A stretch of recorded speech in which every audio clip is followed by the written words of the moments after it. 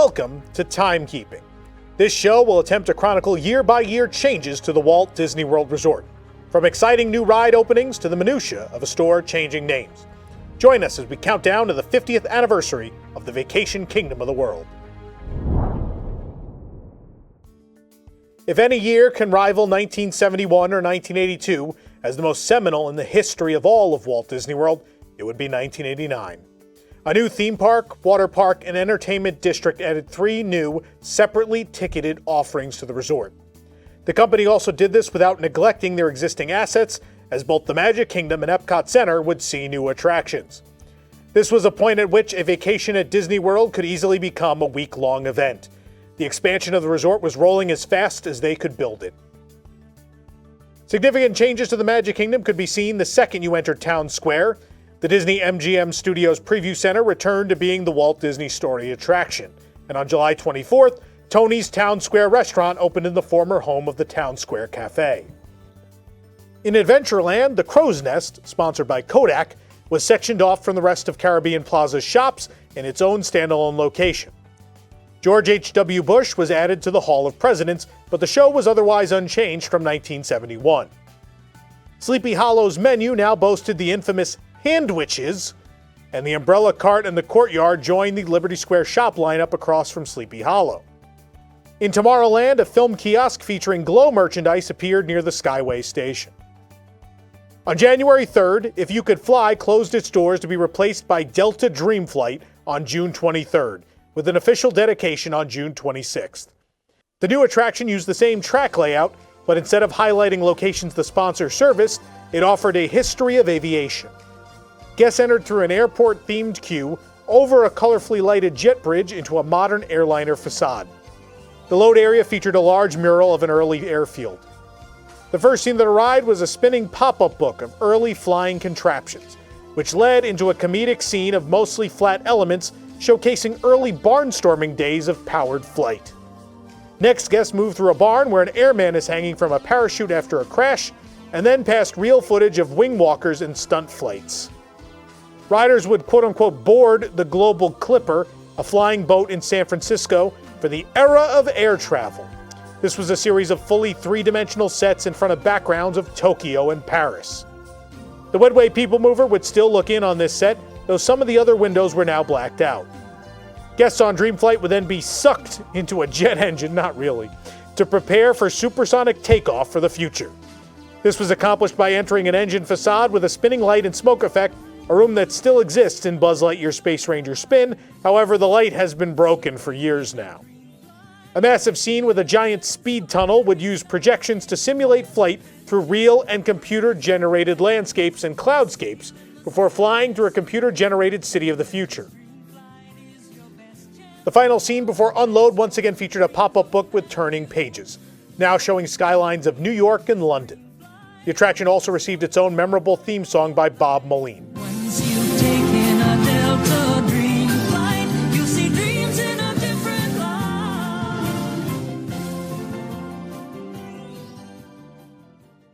On October 1st, the Character Hit Parade debuted. The parade was led off by a marching band and the Steamboat Float with Chip and Dale, Roger Rabbit, then the Pooh Float modeled after his tree home. The Honey Pot-headed Pooh Bear was now replaced with a more modern version.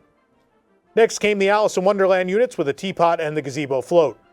After that, guests would find the Country Bears and Davy Crockett, followed by Hook and Smee in their small boat, along with Tick-Tock the Crocodile. The next unit was Snow White on the Mill Float and Cinderella's horse-drawn carriage. Mary Poppins, Bert, and the Chimney Sweeps followed, with the Pinocchio unit tailing them in Stromboli's wagon. BMX riders and skaters accompanied Goofy on his float.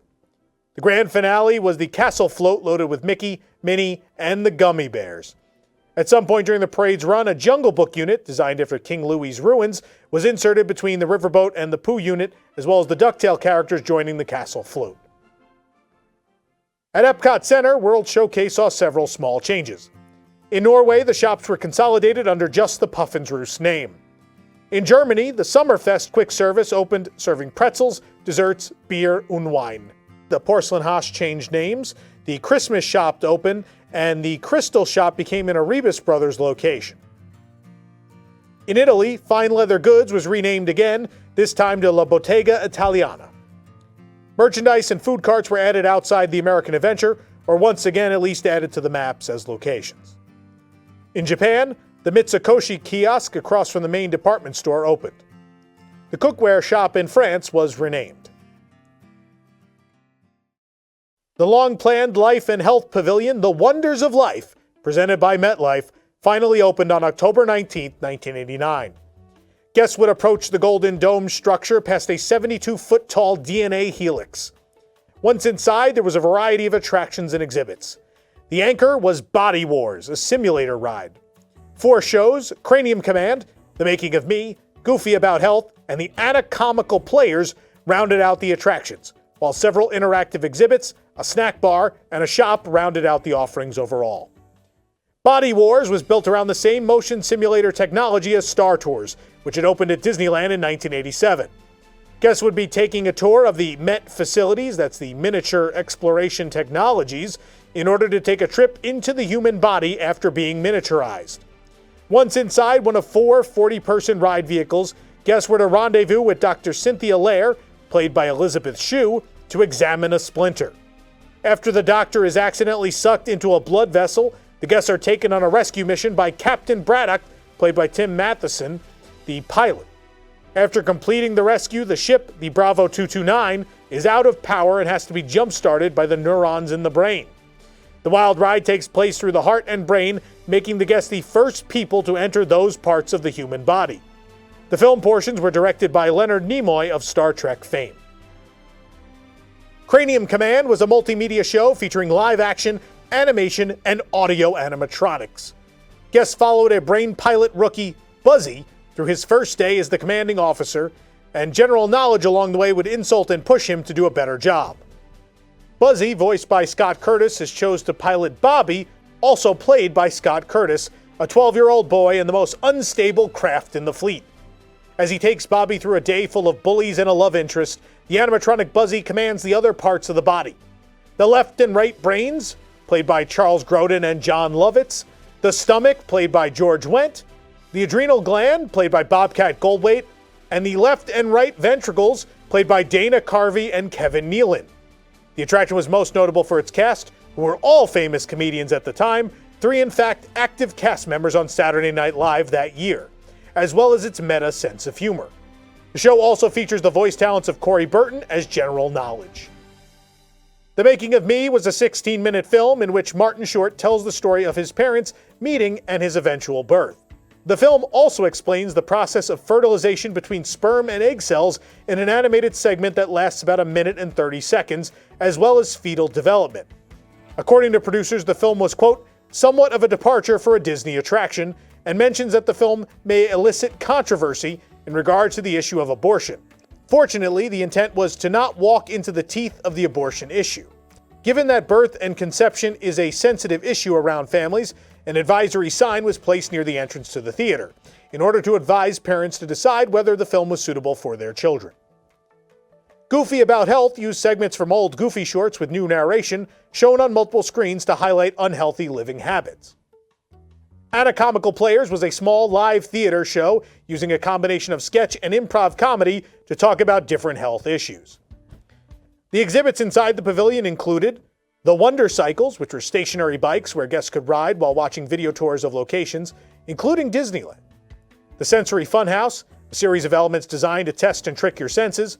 The Coach's Corner, where guests could have golf, baseball, or tennis swings analyzed by Nancy Lopez, Gary Carter, and Chris Everett on screens. Kids, look them up. Frontiers of Medicine displayed new medical technology breakthroughs. Met Lifestyle Review had interactive consoles that told guests how to live healthier. There was also a small gift shop called Well and Goods Limited and a snack area serving guilt-free goodies. May 1st saw the official opening of Walt Disney World's 3rd theme park, even though it wasn't meant to be a full-day experience. The Disney-MGM studios opened with only 6 attractions, though more would appear by the year's end. The park was loosely divided into lands: Hollywood Boulevard, the Backlot Annex, and Lakeside Circle. The Backstage studio tour and the magic of Disney animation were broken out by themselves so that the individual elements could be listed as attractions in the map. Though the corporate dedication was on April 29th and The Wonderful World of Disney aired the opening special on April 30th, the actual ceremony on May 1st included Michael Eisner, Bob Hope, Steve Allen, and Annette Funicello, among many others, along with a band and dancers. The entrance to the park was similar to what it is today, minus the security structures. The entrance evokes the now-defunct Pan Pacific Auditorium in Los Angeles, an entrance that would later be replicated for Disney California Adventure as well. The first thing guests encountered once inside the park was the crossroads of the world. Past that and facing down Hollywood Boulevard, guests would have a clear view to the Chinese Theater. On their left side in the entrance plaza were Movieland memorabilia, souvenirs, and sundries, and Sid Cahuenga's One of a Kind, selling authentic movie memorabilia and autographs. On the opposite side was Oscar's classic car souvenirs and the stroller and wheelchair rental, Oscar Super Service. On the left side of Hollywood Boulevard sat the main shop, Mickey's of Hollywood, and past that guests could find Keystone Clothiers, Lakeside News, a comic book shop, and Sights and Sound sponsored by Sela, where they could record their own music videos. On the right side of the street, guests would pass the Dark Room presented by Kodak, the camera shop, Cover Story, where guests could have their picture put on a magazine cover, Celebrity Five and Dime, which featured clothes and souvenirs, Sweet Success, a candy shop, and Pacific Electric Pictures, which offered personalized videos and merchandise. The Theater of the Stars sat at the intersection where Sunset Boulevard is today. The open-air Hollywood Bowl-themed amphitheater originally housed Hollywood Hollywood, featuring dancers and Disney characters recreating classic-style movie scenes. The show lasted through August before closing.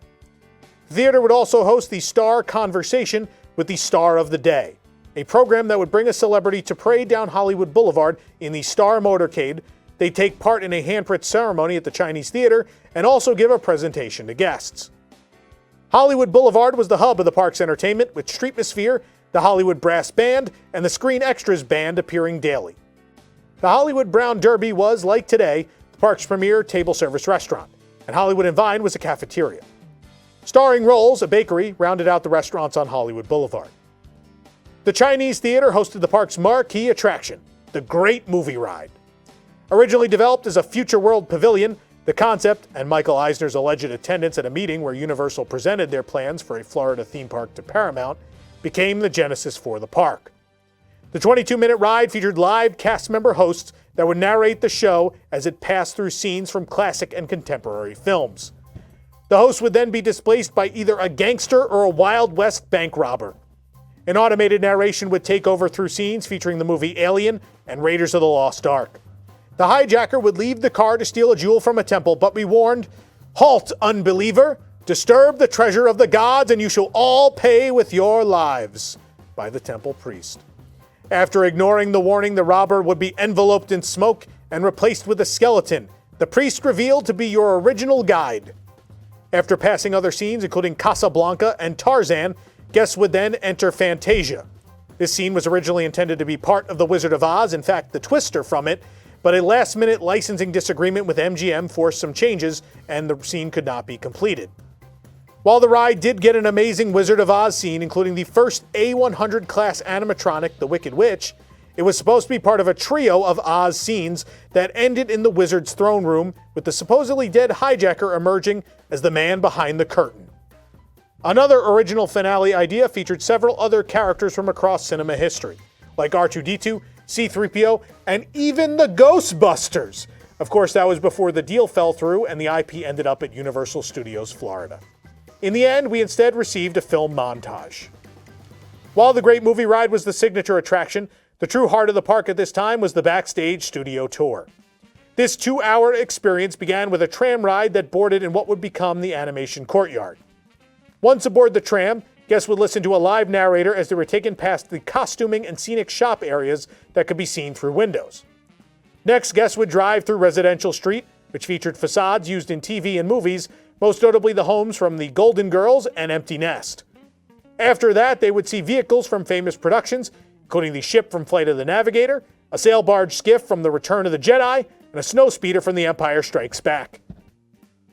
The showpiece of the tram tour was next, Catastrophe Canyon.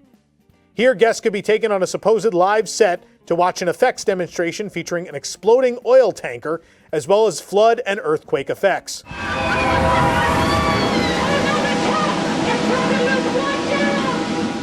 The tram tour would end after a trip through the facades of New York Street before dropping guests off for the walking portion of the tour.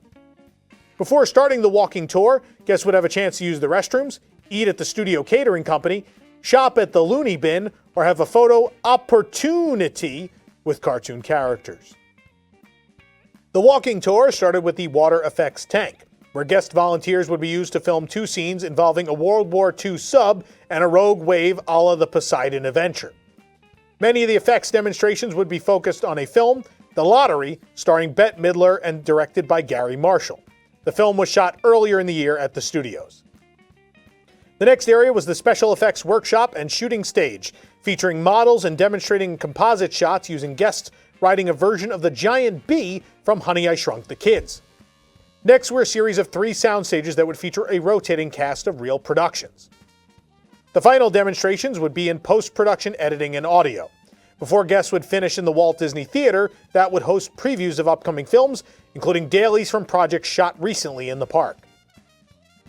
Now back in the entrance courtyard, guests could shop at the Disney Studio store or grab a bite to eat at the Soundstage Restaurant, or even its accompanying catwalk bar. The Soundstage Restaurant was a quick-service restaurant themed to several Disney or Touchstone films over the years, but it was themed to 1988's Big Business when the park first opened. The catwalk bar was literally in the catwalks above the restaurant, decorated with rigging and lights one would expect from a soundstage. These locations are now home to the Disney Junior Dance Party, and upstairs is Club 33. Nearby was the Disney-MGM Studios animation tour. The tour started with the Walter Cronkite and Robin Williams hosted Back to Neverland film. Cronkite described the animation process, while Williams is turned into one of the Lost Boys for a Neverland sequence. After this, guests would be taken through the different steps of the animation process: story, animation, cleanup, effects, backgrounds, photocopying process, paint lab, inking and painting, animation camera, and editing. The finale took place at the Disney Classics Theater, featuring a montage of Disney moments from throughout the years. The animation gallery shop sold cells, reproductions, and other collectibles. In the Lakeside Circle or Echo Lake area, Sony sponsored 2 attractions: Superstar Television and the Monster Sound Show. In Superstar Television, cast members and guest volunteers would be filmed interacting with real television footage. Scenes included a newscast covering the opening of Disneyland in 1955, the chocolate conveyor scene of I Love Lucy, General Hospital, The Ed Sullivan Show, Bonanza, Gilligan's Island, The Moon Landing, The Three Stooges, Cheers, The Golden Girls, Sports Break, The Tonight Show starring Johnny Carson, and Late Night with David Letterman. Scenes would be shot both on and backstage and displayed composited on overhead screens. Some of the sets on stage would even rotate on revolving platforms. At the Monster Sound Show, on-stage guest volunteers would be taught by a host to act as Foley artists, adding sound effects and vocals to a film that starred Chevy Chase and Martin Short. The post-show, The Soundworks, featured interactive booths where guests could add effects to Disney films like the Headless Horseman's hoofsteps. The area also featured the 3-dimensional sound booths, Soundstations. Inside, guests would put on headphones to experience the audio adventure of a new Disney studio executive on his first day, getting a haircut, listening to a movie pitch, and even meeting Mickey Mouse, all presented in extremely realistic surround sound audio. In this area, guests could dine at the quick-service Backlot Express or at Minimill's Dockside Diner. They could grab a dessert at Dinosaur Gertie's Ice Cream of Extinction, have a drink at the Tune-In Lounge, or eat in a classic sitcom kitchen at the 50s Primetime Cafe, all of which existed almost as they do today. Golden Age Souvenirs featured TV and Disney Channel themed merchandise, and while the attraction was not yet open, Star Tours' exit shop, Endor Vendors, was open on May 1st. The studios received its first major addition on August 25th, the Indiana Jones Epic Stunt Spectacular. The major show elements, the ball chase, the fight at the plane, and the big fight at the market, were all in the show, as well as the use of volunteer extras. While August was the grand opening, the show was open to guests at least in technical rehearsal fashion as early of June of 1989. Star Tours opened at the studios on December 15th, making it the 3rd iteration of the attraction. The original version of the ride saw guests entering through a set that would transition into the world of Star Wars. After viewing a safety video full of various aliens, guests boarded one of 6 Star Speeder 3000s for their trip to the forest moon of Endor. Due to a malfunction, your pilot, Captain RX-24 or Rex, voiced by Paul Rubens, otherwise known as Pee Wee Herman, ended up fleeing comets and the Empire before joining an assault on the third Death Star. Yes, a third Death Star, since this took place after the only Star Wars films released up until that point. After a near crash landing, guests end up back where they started. The attraction was sponsored by M&M's. In response to the popularity of the entertainment venues at Church Street Station in downtown Orlando, Disney had decided to build its own late-night adult entertainment venue. The complex, known as Pleasure Island, was targeted towards adults, requiring anyone under 18 to be accompanied by a parent or guardian. While the shops were open during the day, the venues only opened with the cover charge in the evening, originally 6 p.m. One admission would include all the clubs and cost $14.95 for an adult. The complex opened officially on May 1st, likely to give guests something to do after their shorter day at the Disney-MGM studios. The whole complex was designed around the backstory of Meriwether Adam Pleasure, a businessman and adventurer who operated the area as a sail-making business. The clubs, shops, and restaurants were built in his abandoned factories and warehouses. The 6-acre complex featured 7 clubs at opening. Starting clockwise from the northwest corner of the complex, you could find the Neon Armadillo Music Saloon, a country bar. Next to that sat the Adventurers Club and the Avigators Shop, featuring branded fashion. Next came Suspended Animation and Yesteryears stores, selling Disney art and retro vintage merchandise respectively. Here also was the Sweet Surrender, an ice cream shop and bakery. Across an alley was Doodles, a t-shirt store, and the XZFR Rockin' Roller Drome, which would allow guests to roller skate to rock music. Next to that was the Fireworks Factory, a barbecue restaurant. Portobello Yacht Club served Italian food, and the Empress Lily and the Baton Rouge Lounge were made part of Pleasure Island. The south bank of buildings featured Meriwether's Market, a counter-service restaurant. The market was named after Meriwether Pleasure, the island's fictional founder. This building also held the Mouse House, selling standard Disney merchandise, and Desserts, a coffee shop and bakery.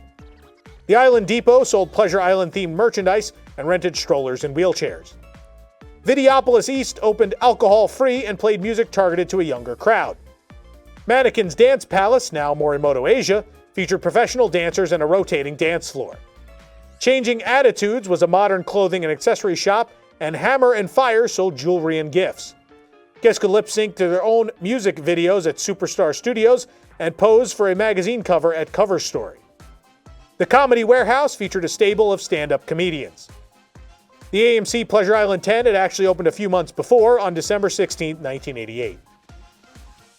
Developed primarily by Joe Rohde and Roger Cox, the Adventurers Club was definitely the most Disney-style entertainment at Pleasure Island. Tied to the fictional story of the island told through the plaques scattered around the various buildings, the setting for the club was locked into 1937, on the open house night where the club was open to new members. The club was divided into 5 areas. The Zebra Mezzanine, which served as the entrance and overflow area, the main salon, a round room where guests could congregate between shows, the library, which hosted the main stage shows, and the Mask and Treasure Rooms, which served as the offshoots of the main lounge and hosted secondary performances.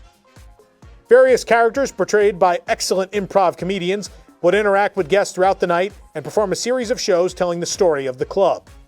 Each of the rooms was extensively decorated with artifacts, many of which could be brought to life and puppeteered by actors.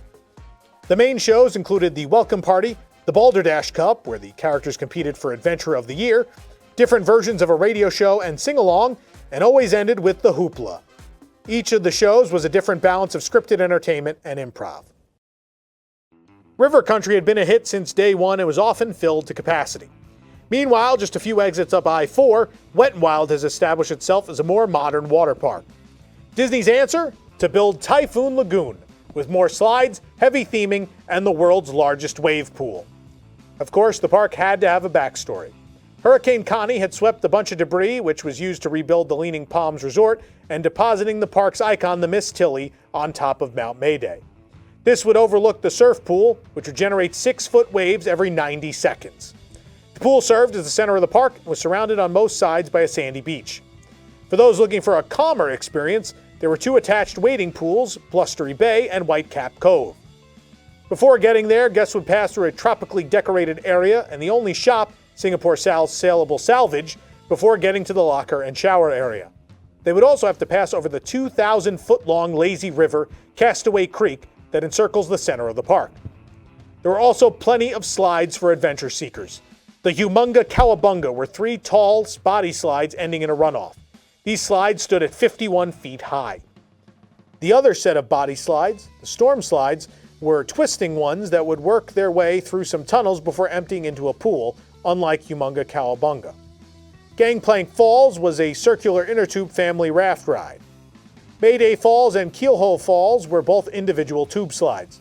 There were also the children's play area and splash areas in Ketchikiddee Creek. The most unique of the attractions was Shark Reef. Guests would be given free use of snorkeling equipment, and after a brief instruction, they would be allowed to surface snorkel across the 60-foot saltwater pool inhabited by several types of fish and small nurse sharks. Guests had to swim directly from one end to the other and could not dive or change course. While Singapore Sal's was the only shopping, guests had a few dining and drinking options. Typhoon Tilly's Galley and Grog and Leaning Palms Resort and Dining Shop served as the main dining venues. Only beer was available on opening day. There was also Low Tide Lou's Arcade for those who rather play video games at the park. What would become the Epcot Resort area around Crescent Lake was now booming with construction. The Swan, Dolphin, Yacht Club, and Beach Club were all now under construction. The Port Orleans and Dixie Landing resorts had begun construction as well. The Polynesian received a new valet and bell service desk in the front of the Great Ceremonial House. Over at the Contemporary, renovations continued on the Grand Canyon Concourse. The previous tri-level dining area was flattened to one level, and the terrace and character cafes were combined into the Contemporary Cafe. The Pueblo Room was also closed and used as seating for the new restaurant. The Terrace Buffeteria became the Concourse Grill, and the Cocochino Cove and Gulf Coast Room were converted to private function or convention space. 1989 saw the tidal wave of change that the 1984 management shakeup set in motion. The Eisner-Wells administration had seen the potential for the resort and decided to capitalize on it. With the impending opening of the major rival theme park up the road, Disney had decided its strategy was to no longer make itself part of an Orlando vacation, but instead to make it its own vacation. The 3 major openings of 1989 were directly targeted at other area attractions. However, they were not going to stop there, as the coming years would see a focus not only on capturing the hotel market, but maintaining it for decades to come. Well, time flies. Enjoying your jump from time to time with us? Please hit that like button and subscribe to support this show and others.